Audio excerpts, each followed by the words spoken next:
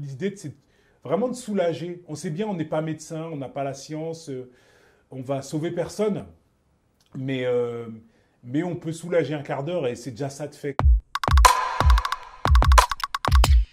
Alors cette photo, c'est au moment de Noël, un jeune garçon qui est malade, et Hélène, ma femme, et moi-même, on est en train de faire la distribution de cadeaux, ce qu'on essaie de faire tous les Noëls, ce qu'on ne fera pas cette année malheureusement, mais ouais, tous les ans, on essaye de...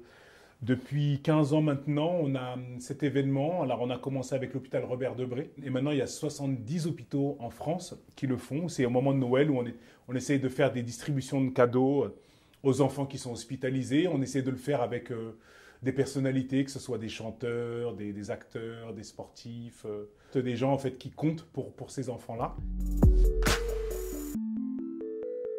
On a été parents très jeunes. On a eu une expérience personnelle aussi. Donc, moi, par exemple, j'étais un enfant malade. Donc, forcément, un enfant hospitalisé pendant un moment, je sais ce que c'est. Je comprends les manques. Donc, je sais que ouais, même 5 minutes en off de cette situation-là, c'est utile. Donc, ouais, c'est dur. C'est dur, mais ça l'est encore plus pour les parents, en fait. Ça l'est encore plus pour les parents. Et dans ces moments-là, j'ai le sentiment qu'on peut les soulager. Même si on est là un quart d'heure, c'est toujours un quart d'heure de gagner et dans ces moments-là, je pense que ça peut faire la différence. L'idée, c'est vraiment de soulager. On sait bien, on n'est pas médecin, on n'a pas la science, on va sauver personne, mais on peut soulager un quart d'heure et c'est déjà ça de fait, quoi. Juste de participer un petit peu à ça et que l'enfant qui sourit à ce moment-là, c'est une bonne victoire et des fois, même sur sa santé, ça joue.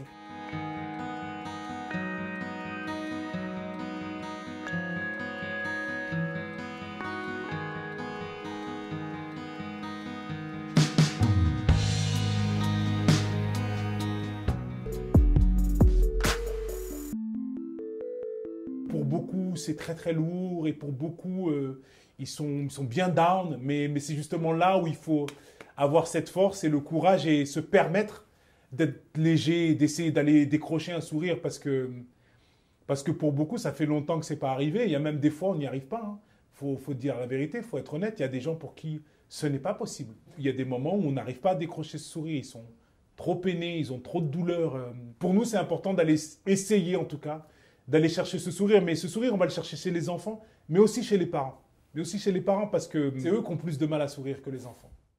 Peu importe où on va, c'est eux qui décident où ils ont envie d'aller à ce moment-là. Mais juste de les sortir du cadre hospitalier, sachant que physiquement ils ne peuvent pas le faire, c'est juste d'amener leur esprit, leurs sensations un peu ailleurs, avec d'autres visages, d'autres matières, parce que des fois ça passe aussi par de la poterie, ça passe par de la couture, par plein de choses, la cuisine, peu importe, mais juste qu'à un moment donné, ils soient en interaction avec autre chose que les médicaments, l'hôpital, le carrelage, le médecin, le pédiatre, l'infirmier, tout ça, quoi. Jusqu'à un moment donné, on bouscule un peu leur quotidien qui n'est lié qu'à leur maladie, malheureusement.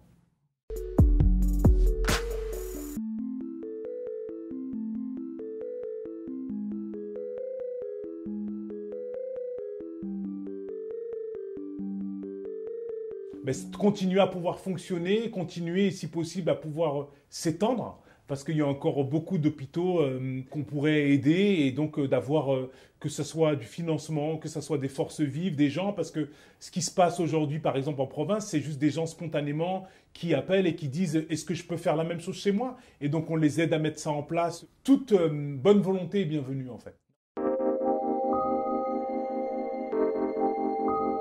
C'est que du bonheur.